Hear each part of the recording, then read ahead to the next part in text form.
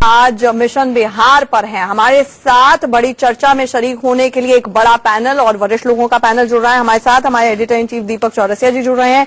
साथ ही साथ हमारे साथ वरिष्ठ पत्रकार एनके सिंह और प्रदीप सिंह जी जुड़े हुए हैं। हमारे साथ सैयद अफसल अब्बास साहब जो कि लीडर हैं जेडीयू के, वो जुड़े हुए हैं। हमारे साथ बीजेपी के भी नेता जुड़ेंगे चर्चा के दौरान, उन पर भी जाएंगे। लेकिन आपको सुनवाते हैं, आज मंच साझा किया मोदी ने और नीतीश ने। मोदी आज बिहार के दौरे पर हैं।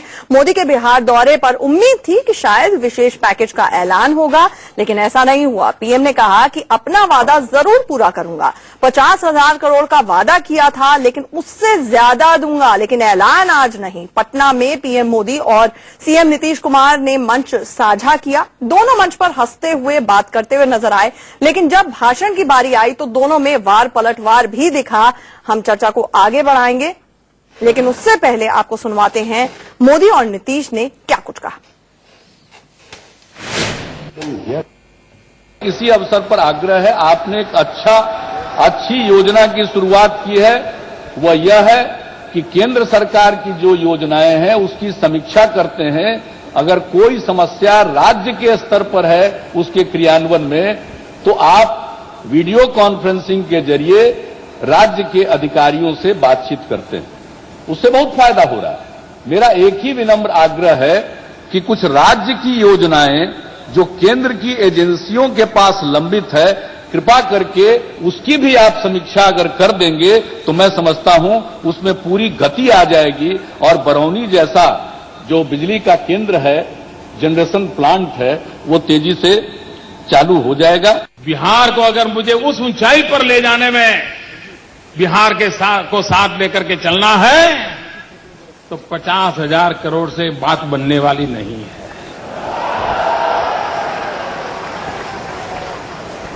उसे और अधिक करने की आवश्यकता है।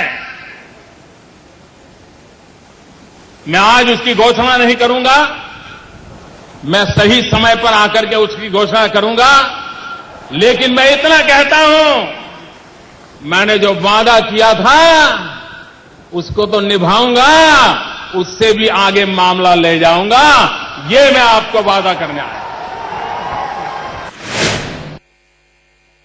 एक व्यक्तिगत अनुरोध हम करना चाहेंगे, सुरेश प्रभु जी से मैंने किया है, माननीय रेल मंत्री जी से और आदरणीय प्रधानमंत्री जी से। आदरणीय प्रधानमंत्री जी जब गुजरात में थे तब रेल मंत्री के रूप में अनेकों बार आपके यहां जाने का, आपके साथ कार्यक्रम में शिरकत करने का अवसर मिला था। तो ये जो दनियावा और बिहार शरीफ रेल खंड का आज उद्घाटन हो रहा है, ये बहुत पहले से बन रहा था। और अगर सच पूछिए तो आदरणीय अटल जी के सरकार के समय अगर 6 महीना पहले चुनाव कराने का फैसला नहीं हुआ होता तो ये 2004 में चालू हो गया होता। मैं आग्रह करूंगा विनम्रता पूर्वक कि अब बाकी का जो खंड है, दनियावा से नेवरा एक तरफ और दूसरी तरफ बिहार शरीफ से शेखपुरा बरबीघा होते हुए उसको पूरा कर देंगे तो ये 3rd लाइन भी होगा। और आज जो किऊल से दानापुर की दूरी है उसमें कमी भी आएगी। अटल जी के समय में जो काम 6 महीने मिलते तो पूरा हो जाता, उसको पूरा होते होते आज 2015 आ गई। और मैं नीतीश जी की बात से सहमत हूं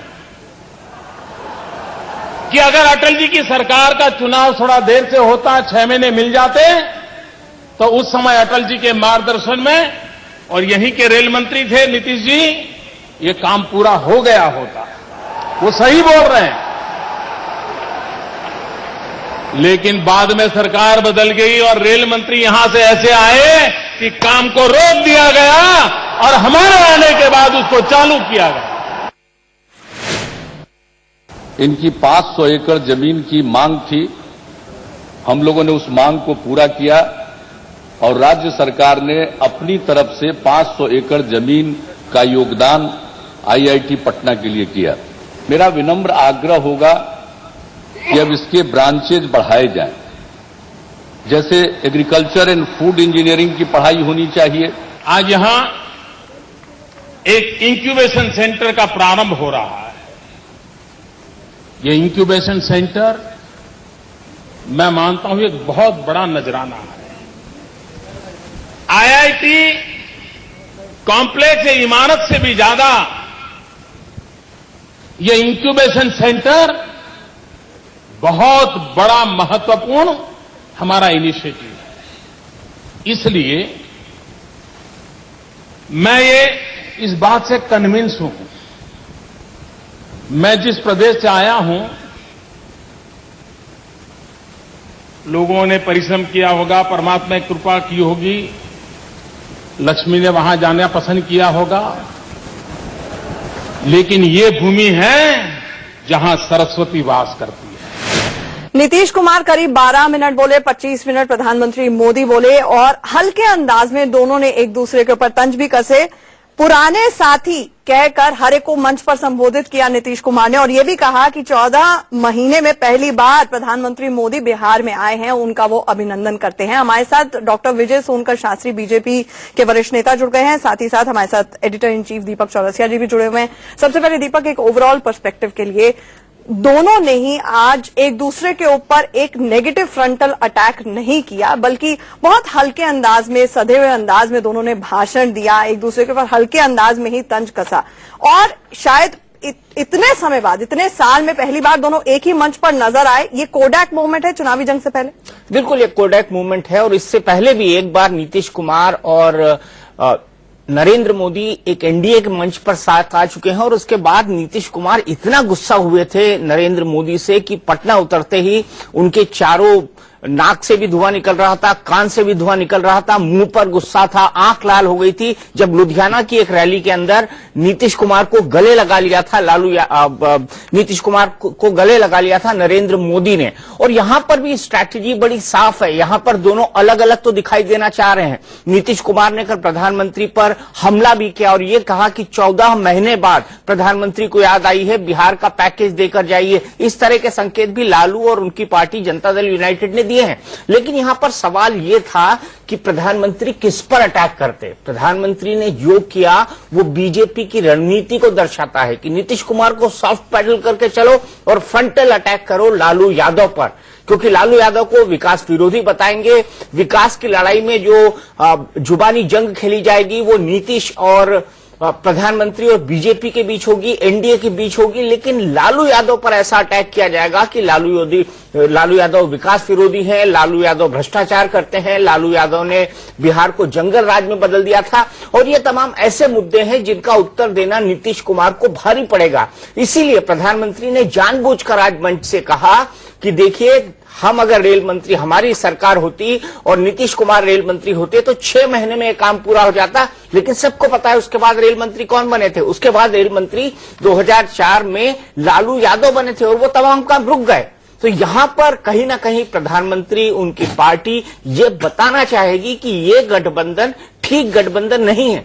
भले से नीतीश कुमार को वो 21 मान ले, लेकिन लालू यादव को 5 भी नहीं मानेंगे और सबसे ज्यादा हमला लालू यादव पर करेंगे और बिहार की साइकी, बिहार की मिडिल क्लास पर ये उनका एक मानसिक दबाव बनाने की कोशिश करेंगे कि देखिए, नीतीश नहीं अब लालू आ जाएंगे। और मेरे ख्याल से लालू के उस पुराने राज को बिहार की वो पीढ़ी आज भी नहीं भूली है। तो ऐसे में भारतीय जनता पार्टी और एनडीए को फायदा होगा, ऐसा प्रधानमंत्री को लगता है और उसी रणनीति को उन्होंने आगे बढ़ाया है। डॉक्टर विजय सोनकर शास्त्री, ये आपकी मजबूरी भी है, क्योंकि 10 साल तक अगर नीतीश का राज रहा, 8 साल तक आप उनके साथ रहे, तो अपने ऊपर कैसे अटैक करें, पुराने साथी जो ठहरे?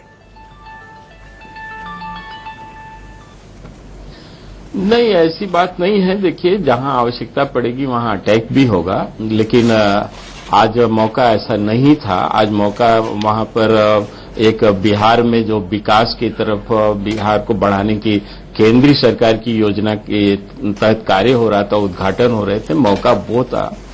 और ऐसे में जिस सादगी के साथ हमारे प्रधानमंत्री जी ने अपने विचार रखे, अपने मन की बात वहां पर कही है, उसको किसी राजनीतिक दृष्टि से देखने की आवश्यकता नहीं है। बल्कि सच्चाई तो ये है जो दीपक जी ने कहा है कि लालू जी के जंगल राज इत्यादि की बात उन्होंने कही है। सच्चाई तो ये है कि बिहार में तो लालू यादव का जंगल राज था ही, उन्होंने किस तरह से वहां पर अपनी छवि बनाई है खुद स्वयं से, इसको हर कोई जानता है। उसमें हम लोगों की तरफ से या पब्लिक की तरफ से कोई परसेप्शन बना, इसकी भी बात नहीं है। स्वयं लालू यादव अपने जो छवि बनी है उसके लिए स्वयं बहुत जिम्मेदार हैं और हर तरह से उनको सजा हुई, जेल जाना पड़ा, ये सारी चीजें हुई। इसमें कहीं ऐसा नहीं था कि किसी पॉलिटिकल दबाव के कारण या किसी ऐसे कारण से हुआ। और जो नीतीश कुमार और लालू जी की दोस्ती हुई है, इसको आज भी बिहार के लोग समझ नहीं पा रहे हैं कि ये किस प्रकार की दोस्ती है। कल तक आपस में किस तरह की चर्चाएं होती थी, किस तरह के शब्दों का प्रयोग किया जाता था, और आज ये लोग एक साथ बैठ करके कौन सी राजनीति करना चाहते हैं। ये राजनीति विकास की राजनीति होगी, ये राजनीति जातिगत कोई समीकरण की राजनीति होगी, या आज मुख्यमंत्री पर भले ही अटैक ना हुआ हो, लेकिन ऐसा नहीं है कि आगे नहीं होगा। खास तौर से उन्होंने इशारा कर दिया, आज जिस तरह दीपक ने भी कहा, टोन सेट हो गई है कि आखिरकार लालू के साथ आप लोग क्यों चलेगा, इस पर सवाल उठेंगे। अब्बास साहब, आपका रिएक्शन दूंगी, लेकिन मजबूरन एक छोटे से ब्रेक के लिए रुकना पड़ रहा है, उसके बाद चर्चा फिर से शुरू करेंगे। एक छोटा सा ब्रेक, तुरंत लौट रहे हैं, हमारी बड़ी कवरेज।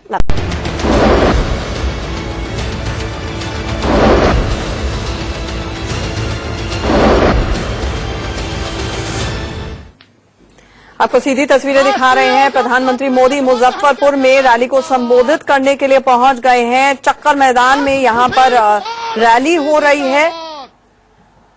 2 लाख से ज्यादा की संख्या में यहां पर लोगों के आने की, भीड़ के आने का अनुमान था और प्रधानमंत्री मोदी यहां पर पहुंच गए हैं चक्कर मैदान में।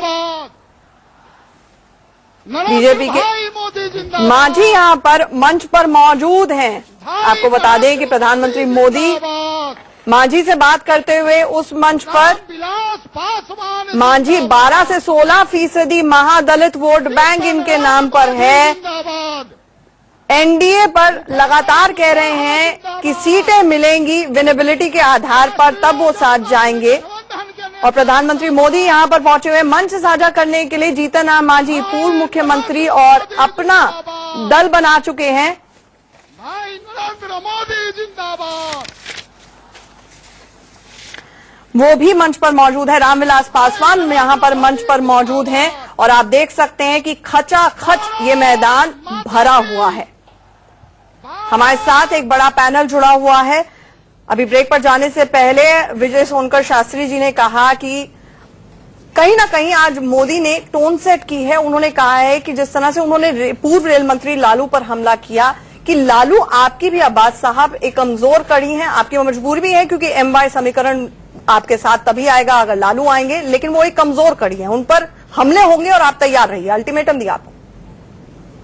जी देखिए, सबसे बड़ी बात है कि बीजेपी जब से ये एनडीए से नाता तोड़ने के बाद लालू यादव और कांग्रेस और जेडीयू एक साथ जब आई है, तो एक वोटों का जो परसेंटेज, जो कोलेशन बना है, उसे इसमें कोई दो राय नहीं कि बीजेपी भयभीत है, एनडीए भयभीत है। उसकी वजह सिर्फ ये नहीं है कि रामविलास पर लालू जी आ गए और कांग्रेस भी साथ साथ आई। वजह यह है कि अगर इस तरह की बात अगर नहीं करेंगे तो नीतीश कुमार का 7 साल, 8 साल, 9 साल, 10 साल का जो सुशासन रहा, जो डेवलपमेंट रहा, उसके आड़ में ये लालू यादव पर अटैक करेंगे और उसको इसी को भुनाने की कोशिश करेंगे। बार बार नीतीश कुमार पर अटैक कम होता है, हमेशा देखिए तो लालू यादव पर अटैक होता है। इसका असर मैं समझता हूं कि बिहार की जनता, और मैं आपके ऑनियर ही कर रहा हूं, जिस तरह से ये यादव तो वो भी कर रहे हैं, आप भी कर रहे हैं, जिस तरह से यादव पे ये कमेंट्स कर रहे हैं बार बार कि कहीं नहीं कहीं सेंटीमेंट यादव का उभरे और कहीं टोटल पोलराइजेशन जो तोड़ने की बात हो रही है। हो सकता है कि ये अटैक करने से यादव पोलराइज ना हो जाए कि हमको ये बार बार गाली देते हैं। मैं बड़ी जिम्मेदारी सी बात कर रहा हूं कि बिहार में, बिहार का रहने के नाते बहुत सारे लोगों से बात होती है, बार बार जंगल राज, जंगल राज, जंगल राज।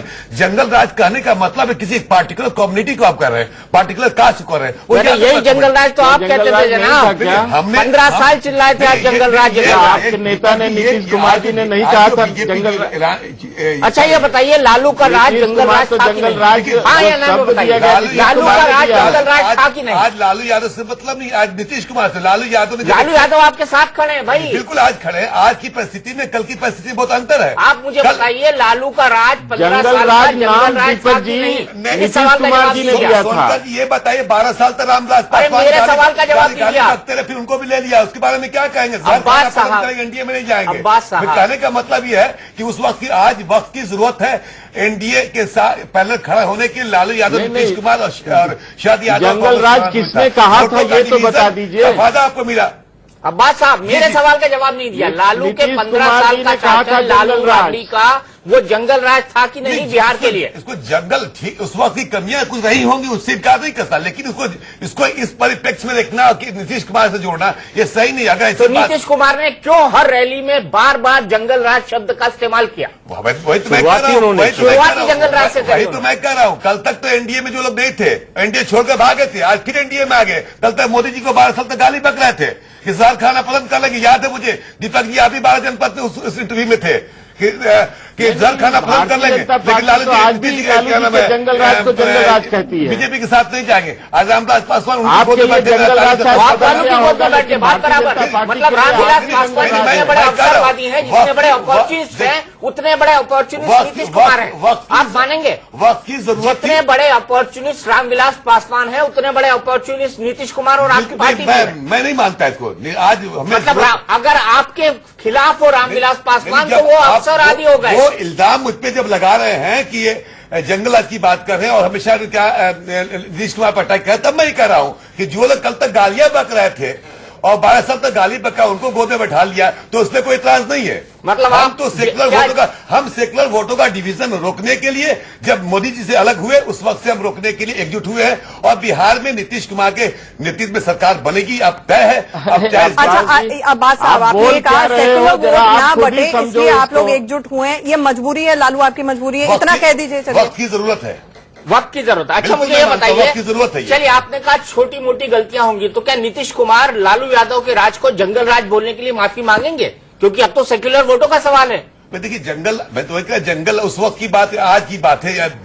ये आप 2005-4 से पहले की बात आप कर रहे हैं। हम ये इस साल की ये 2 टेन्यूर की बात कर रहा हूं कि नीतीश कुमार का 7 साल बीजेपी के साथ रहना का और फिर उसके बाद से हटना। मतलब वक्त बदलता है तो जुबान बदल जाती है, इसमें कोई बड़ी बात नहीं है। मैंने कहा कि हालात उस वक्त के कुछ और थे, आज हालात इस तरह के हैं कि हमें हर हालत में एकजुट होना पड़ेगा। उसके लिए हुए, मैं मुबारकबाद देता हूं। मैं अभी भी कह रहा हूं कि जिस तरह से बीजेपी लोग एक पार्टिकुलर कम्युनिटी को गाली बक रहे हैं और इसका असर न कहीं नुकसान न देखिए हो। सोनकर शास्त्री कितने खुश हो रहे हैं, मन मन मुस्कुरा रहे हैं कि लालू और नीतीश को मिलवा दिया उन्होंने। थैंक यू नोट तो उनको भेजना चाहिए आपको।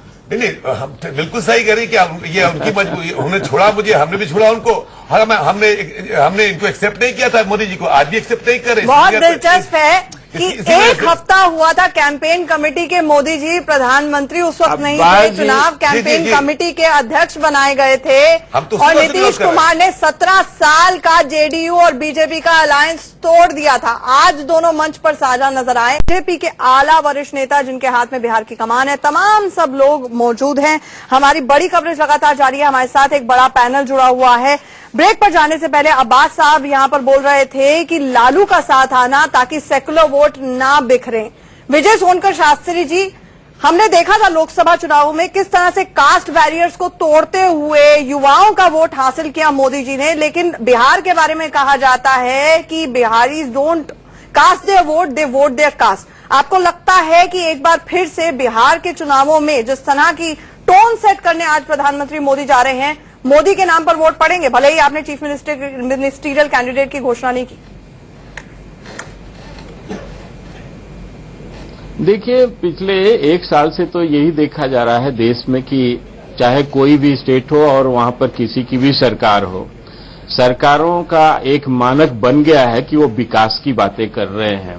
और भारतीय जनता पार्टी का पिछला जो चुनाव बिहार में लोकसभा का हुआ था वो विकास के मुद्दे पर हुआ था और बिहार की जनता ने भारतीय जनता पार्टी को प्रचंड सहयोग किया था, जनमत जाहिर किया था। अरे शास्त्री मेरा जी, ये अभी कहना की है बात कि करिए, अभी 1.25 साल हो कुछ गए नहीं हैं, होगा। दिल्ली हार गए बुरी तरह। आप अभी की बात करिए, मैं उसी पर आ रहा था। चीफ मिनिस्टरों पे आज आई है।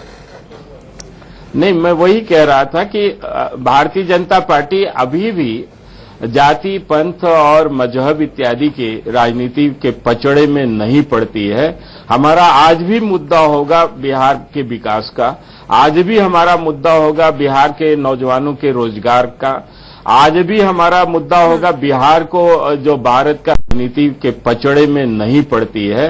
हमारा आज भी मुद्दा होगा बिहार के विकास का, आज भी हमारा मुद्दा होगा बिहार के नौजवानों के रोजगार का, आज भी हमारा मुद्दा होगा बिहार को जो भारत का राष्ट्रीय मंच पर पिछड़े हुए बिहार को कैसे लाया जाए और बिहार को अन्य स्टेट के साथ प्रतियोगिता में कैसे शामिल किया जाए, ये हमारा विषय होगा। इसकी आउटलाइन हमारे प्रधानमंत्री जी ने दे दिया है।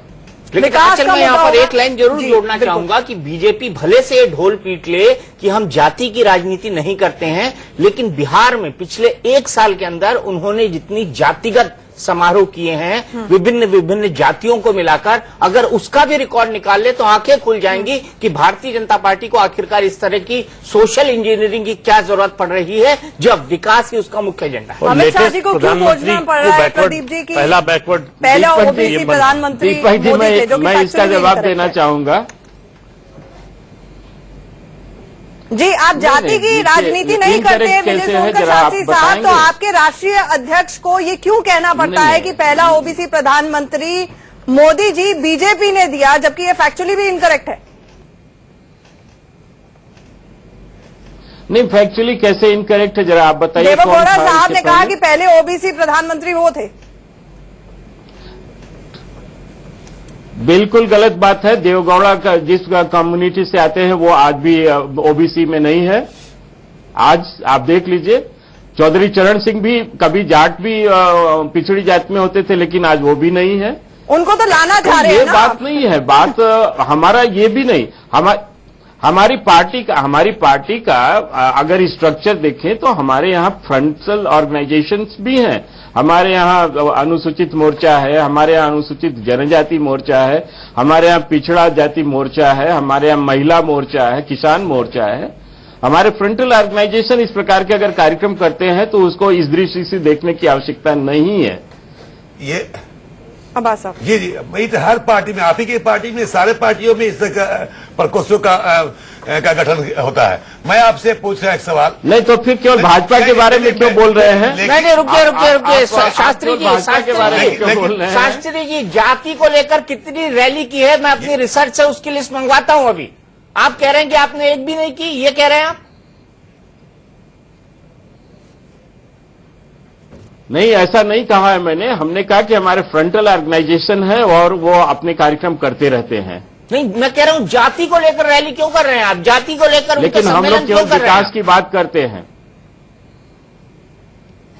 नहीं, देखिए, मैं आपको दीपक जी स्पष्ट करना चाहता हूं कि हमारी पार्टी जाति पाति पंथ संप्रदाय इत्यादि की राजनीति बिल्कुल नहीं करती है।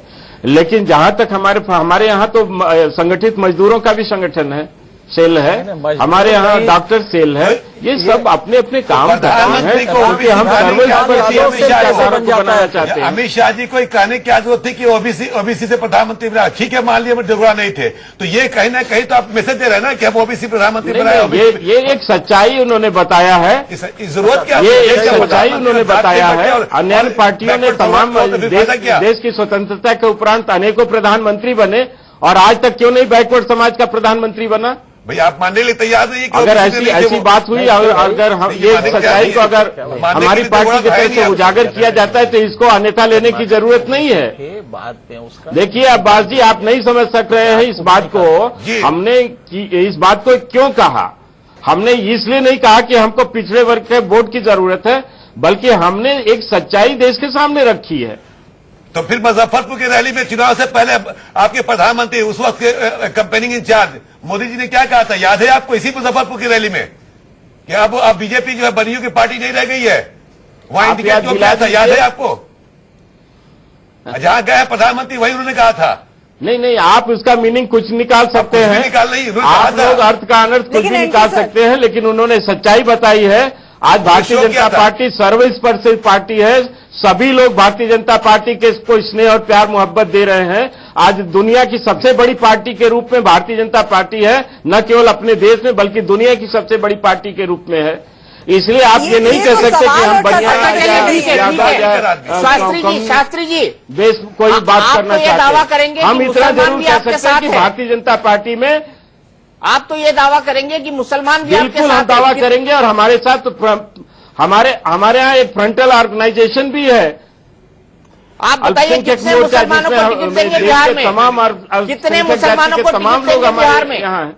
दीपक जी बाद में देंगे, पहले पूछ लिया कि 24 में विधान परिषद का चुनाव दीपक हुआ। जी, इस बात को तो तय करेगी हमारे संसदीय बोर्ड। कैंडिडेट नहीं दिए क्या? 125 इस बात को तो हमारे वरिष्ठ नेता तय करेंगे। क्या इस बात को हम नहीं तय कर सकते हैं, या आप नहीं तय कर सकते नहीं, हैं। हम नहीं करते। मेरा हक बनता है कि मैं मांगू आपसे 124 MLC के चुनाव में एक नहीं अब्बास जी, मैं आपको नहीं बोल रहा हूं, आपका कोई हक नहीं बनता है भारतीय जनता पार्टी के आंतरिक मामलों में बोलने के लिए। नहीं, मैं तो ये जानना चाहता हूँ 16% मुसलमान है बिहार के अंदर। आज भी हम कह रहे हैं, 16 यही तो हम कह रहे हैं कि देंगे आप। सबका साथ सबका विकास, ये हमारे प्रधानमंत्री जी का मंत्र है, ये मोदी जी का मंत्र है। शास्त्री जी, सबका साथ सबका 16% विकास। मुसलमान है बिहार में, 16% लोगों को टिकट देंगे आप? बड़ी मुश्किल से एक दिया था पिछले बार। अब मैंने आपको बताया ना कि यह बातें संसदीय दल तय करती है, और हमारे यहाँ बिहार से तो एक से एक बड़े नेता हैं, लेकिन ऐसी बात नहीं है कि बिहार में हमारे यहाँ पे सबसे बड़ा सवाल जो उठता है वो ये उठता है कि माइनॉरिटी इतना बड़ा चंक है, 16%, कम वोट नहीं होता। और आप बात डिस्कशन कर रहे थे कि लगभग 50 से 55 सीटें ऐसी हैं जहां पर माइनॉरिटी वोट डिसिसिव हो सकता है। तो क्या बीजेपी को ये माइनॉरिटी वोट डाल सकती है सपने में भी? नहीं, एक तो विजय सोनकर शास्त्री जी का ये फर्ज है कहना कि वो सबका विकास और सबका चाहते हैं, ये उनका पॉलिटिकल है, ये उनकी कंपल्शन भी है, तो वो कह सकते हैं। अब जैसे उदाहरण लीजिए, बिहार में 16.5% मुसलमान कंपल्सन नहीं है सिंह सीट साहब। के हिसाब से अगर देखें तो 40 से 42 सीटें मुसलमानों के खाते में जानी चाहिए। क्या 3 सीटें भी देंगे? फैक्ट यह है कि मुसलमान को लेके बीजेपी को ये इसमें कोई कहने की बात नहीं है। एक है, और यही वजह है कि बीजेपी आज यहां है। लेकिन उसके अलावा भी एक चीज है, कास्ट पॉलिटिक्स एक मजबूरी है भारत की। वो बीजेपी, आप रामकृपाल यादव को जब लाते हैं तो क्या उसे बहुत बड़ा वोट मिलने जा रहा था? आप ला रहे थे मांझी को, आप लाते हैं तो आपका कैलकुलेशन है। इसको हम मेरे ख्याल से एक अच्छे तर्क में हम लोग को नहीं वो करना चाहिए, अवॉइड नहीं करना चाहिए। मांझी को, रामकृपाल यादव को आप लाते हैं तो कुछ कंसिडरेशंस होते हैं जिसकी वजह से लाते हैं। लेकिन आज जो सबसे बड़ी दिक्कत बीजेपी की होगी वो ये है कि अगर ये कॉम्बिनेशन, हालांकि मुझे नहीं लगता विश्वास की कॉम्बिनेशन बहुत सही काम कर रहा है और सोशल लेवल पे कोई समरसता बन पा रही है, यादव कुर्मी को वोट देगा मुझे अभी विश्वास नहीं हो रहा है। लेकिन अगर ये हो जाता है तो एक फॉर्मिडेबल कॉम्बिनेशन है।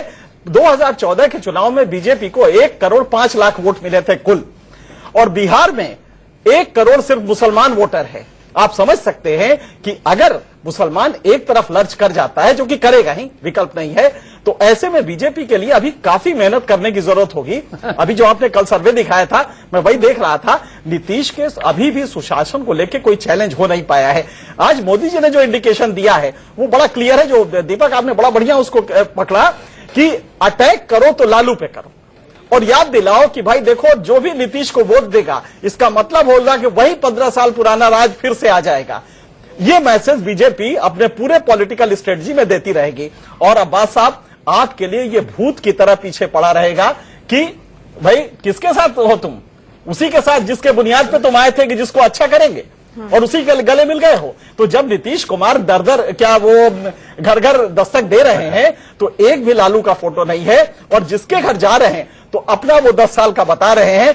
घर वाला कहता है हाँ साहब बहुत अच्छा है, वो 10 साल आपके बहुत अच्छे रहे, ये उसके पहले बड़ा खराब था, और उसी के बगल में आप खड़े हैं। तो आज आपकी जो टेक्निकल प्रॉब्लम है वो यही है कि 10 साल आपके अच्छे रहे, और इसी की वजह से कल जो दीपक जी ने वो दिखाया था सर्वे, उसमें नीतीश कुमार को लेकर 54% सेटिस्फैक्शन लेवल है। लेकिन जब जैसे ही आप लालू के साथ क्लब हो जाते हैं तो दिमाग में ये आता है, अच्छा तो इसका मतलब फिर वही वाला राज आ जाएगा। ये आपकी मजबूरी है, और ये सवाल आपको बताना पड़ेगा। लेकिन एक चीज प्रदीप जी को भी लाना चाहूंगी कि प्रदीप जी एक बात बताएं, अभी जिस तरह से विश्लेषण किया यहाँ पर एनके सर ने, अगर हम लोकसभा के चुनावों से कंपेयर करें तो 31 सीटें 40 में से अगर बीजेपी को मिली तो 77.5% वोट पे काउंट डाउन करता है, बॉल डाउन करता है और 188 सीटों पर आगे। तो ऐसा क्या हुआ कि एनके सर ये विश्लेषण कर रहे हैं कि अब जब स्टेट इलेक्शंस होंगे तो इसका असर देखने को नहीं मिलेगा, ये गठबंधन मुश्किल है? नहीं, देखिए फर्क आया है लोकसभा और अब जो होने जा रहे हैं विधानसभा के चुनाव, उसमें यह कि लोकसभा में लालू प्रसाद यादव, नीतीश कुमार अलग अलग लड़े थे, कांग्रेस भी अलग थी।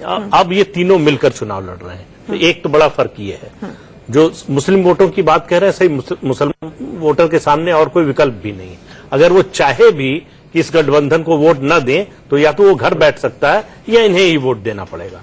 लेकिन एक ट्रेंड ये भी आप देखिए, जो बीजेपी की जीत की बुनियादी शर्त क्या है, वो ये है कि लालू और नीतीश का गठबंधन जमीन पर न उतरने पाए, किसी तरह से जैसे भी हो सके उसमें एक जो दरार दिख रही है उसको और चौड़ा करने की कोशिश करो।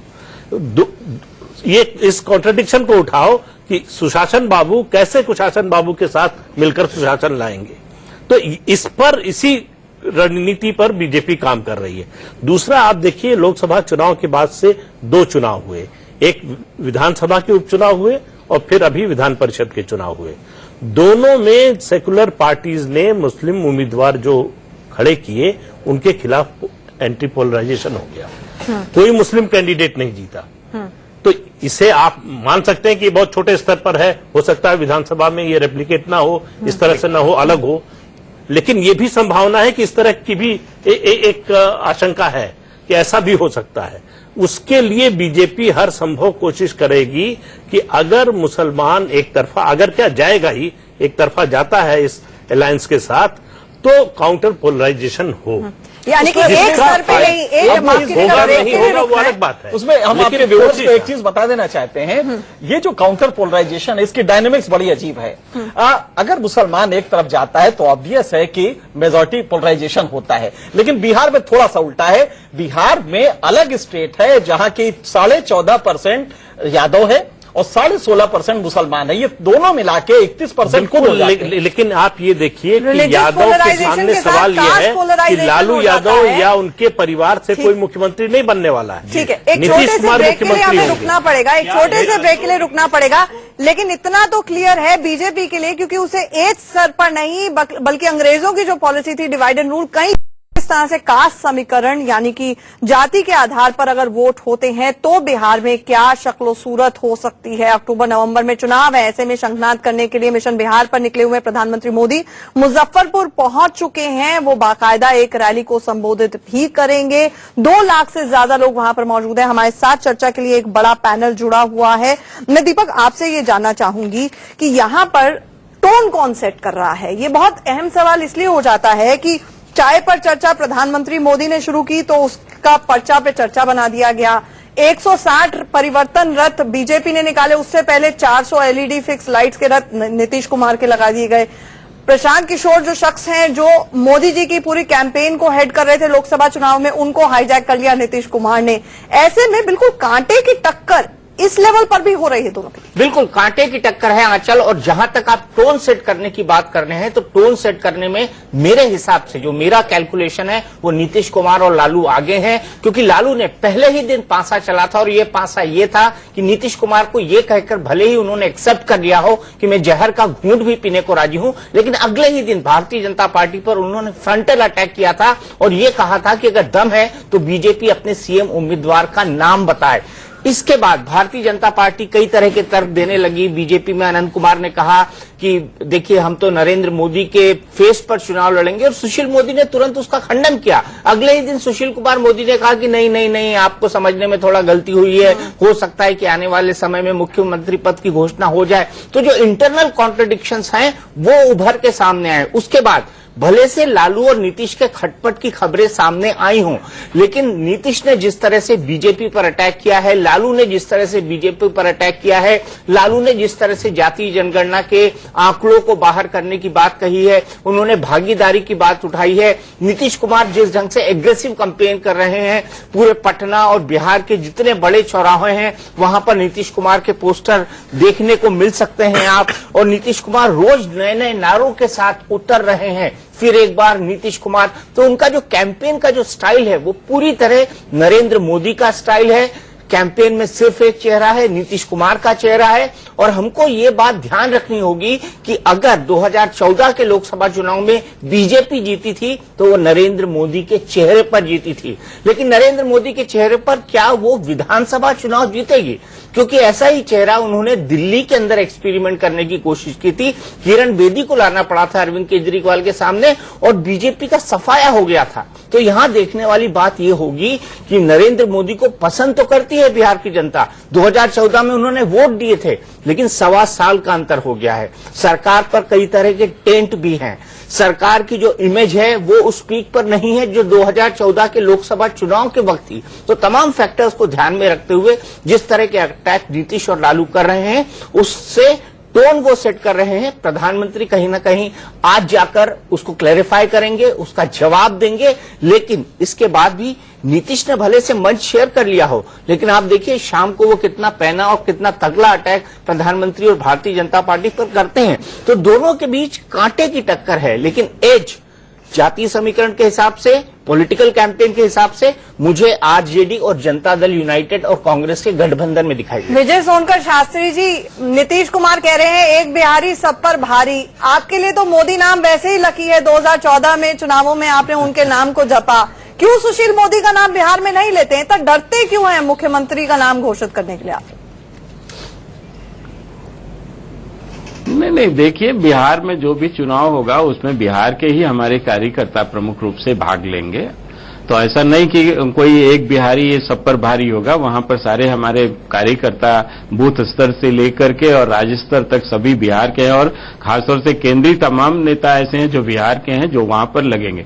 मेरा ये कहना है, जो अभी मैंने दीपक जी का सुना था, बहुत ही अच्छा उन्होंने एक विश्लेषण किया है, लेकिन मैं थोड़ा सा उसमें एक उनका ध्यान आकर्षित करना चाहूंगा कि ये जो नीतीश और लालू जी का जो ये गठबंधन हुआ है, ये गठबंधन के समीकरण को भी समझने की आवश्यकता है कि हमारे देश में कई बार बड़े बड़े समीकरण गठबंधन हुए हैं, लेकिन वो गठबंधन किस आधार पर होते रहे हैं। हम यहां तक कहते हैं कि जैसे आपने एनडीए का भी एक गठबंधन था, ये गठबंधन किस आधार पर हुआ था?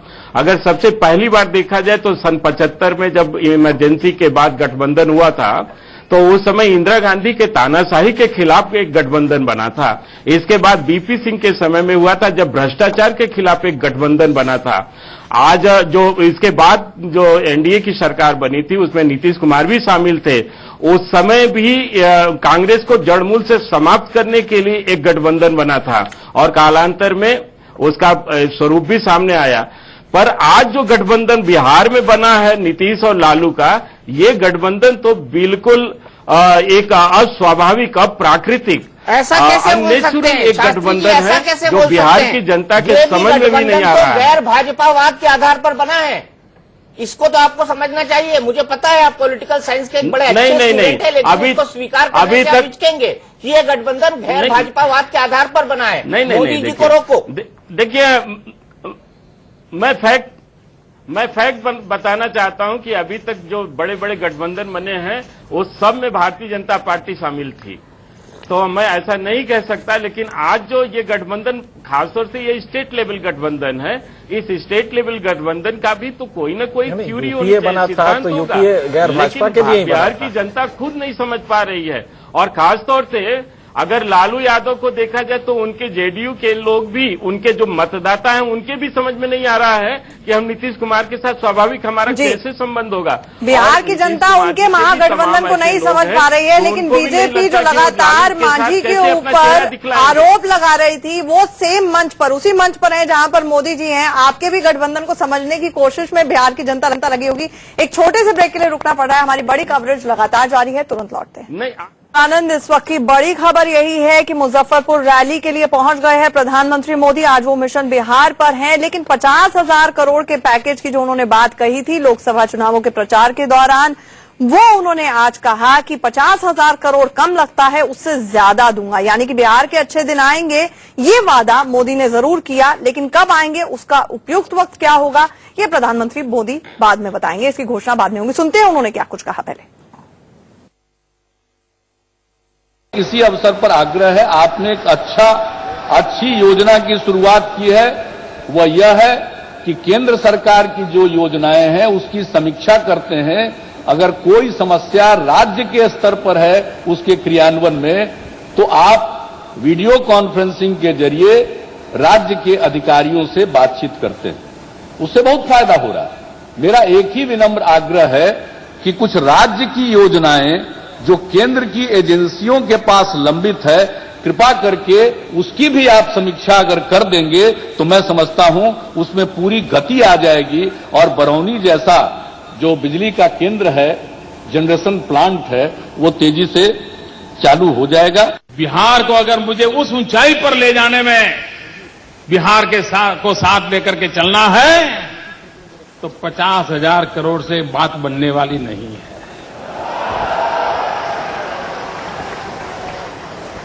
उसे और अधिक करने की आवश्यकता है। मैं आज उसकी घोषणा नहीं करूंगा, मैं सही समय पर आकर के उसकी घोषणा करूंगा, लेकिन मैं इतना कहता हूं, मैंने जो वादा किया था उसको तो निभाऊंगा, उससे भी आगे मामला ले जाऊंगा, ये मैं आपको वादा करने आया।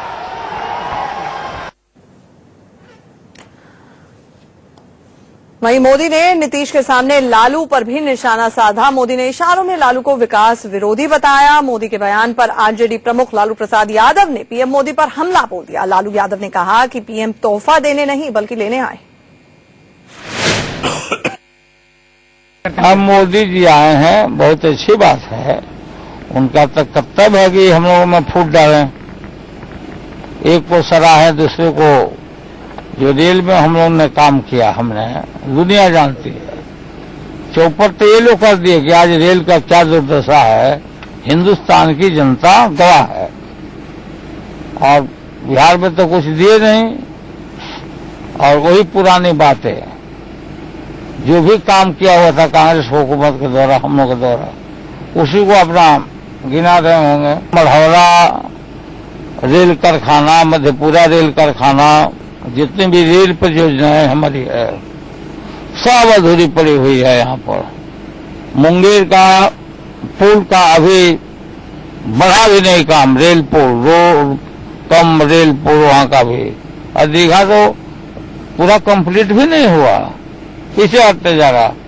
सारे देश भर में रेल की जो दुर्दशा है, मोदी जी के समय में 1 इंच आगे नहीं काम बढ़ा है। चुनावी सभा का बात नहीं न है।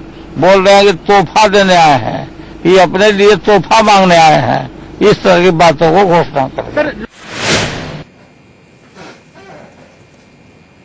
तो तस्वीरें मुझे लगता है कि आंचल हमको दिखानी चाहिए कि मुजफ्फरपुर में इस वक्त क्या हो रहा है, क्योंकि ये सुबह की तस्वीरें हैं। मैं अपने पैनल से रिक्वेस्ट करूंगा कि मुजफ्फरपुर की ताजा तस्वीरें हमको लाइव दिखाई जाएं, ताकि मालूम पड़ता रहे कि इस वक्त मुजफ्फरपुर में क्या हो रहा है। कुछ देर की पहले की तस्वीरें हैं। इस वक्त वहां पर जीतन राम मांझी बोल रहे हैं, उसके बाद प्रधानमंत्री नरेंद्र मोदी और एनडीए के एक आध नेता और बोल सकते हैं। लेकिन यहां पर सबसे बड़ा सवाल, जिस तरह से लालू यादव पर मोदी ने हमला किया है, वो इस बात पर किया कि नीतीश कुमार के मुंह से निकल गया कि मैं होता तो 6 महीने में पूरा कर लेता। शायद नीतीश कुमार ये बात भूल गए कि उनके बाद रेल मंत्री बने थे लालू यादव और पूरे 5 साल तक रहे थे, 2004 से लेकर 2009 तक। तो आपकी ये चूक और पीएम मोदी ने फायदा उठा लिया। क्यों बात साहब? बिल्कुल आप सही कह रहे हैं कि चूक नहीं कहेंगे इसको। तो क्या कहेंगे? नीतीश जी अपने बारे में बताना चाहते हैं कि अगर मैं होता तो पूरा होता, बहुत लंबित वो, मतलब वो ये भी कह गए ना लालू यादव आए तो पूरा नहीं हुआ। नहीं, लालू यादव ये कहने का तात्पर्य उनका नहीं था। ये पीएम ने बोल दिया वो लालू, आप बताइए ना, मतलब क्या निकला बात साहब? वही तो मैं कह रहा हूँ कि नीतीश जी कहने का तात्पर्य ये था कि मैंने मेरे दौर में शुरू हुआ और मैं रुक जाता 5-6 महीने सरकार और होती तो उसी वक्त कामयाब कंप्लीट हो जाता।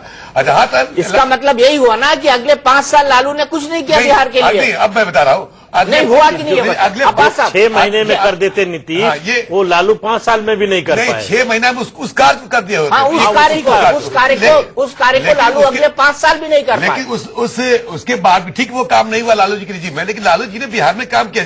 जैसे छपरा में पहिए का कारखाना खोला, बहुत सारे जो काम रेल का कारखाना, मुंगेर की बात करें, जहां की बात करें, मैंने खुद अपने आंखों से देखा है छपरा के सीतापुर में जो कारखाना खुला चल रहा है। तो ऐसा नहीं कि लालू जी नहीं कहा, ठीक है आपका जो दनिया वाला प्रोग्राम जो था उसको करना चाहिए था, नहीं किया। लेकिन इसी के आर्मी को मौका मिला बोलने के लिए, और लालू यादव और नीतीश कुमार में रिफ्ट पैदा करने के लिए एक अच्छा मौका उनको मिल गया था, जिसका क्लिफाई नीतीश कुमार ने कर दिया और लालू यादव ने भी कर दिया। चलिए सीधे चलते हैं। नरेंद्र मोदी जी इस वक्त मंच पर आ रहे हैं, पीछे खड़े हैं भूपेंद्र यादव जो कि भारतीय जनता पार्टी की तरफ से चुनाव का जिम्मा देख रहे हैं। इसके पहले पासवान बोल रहे थे।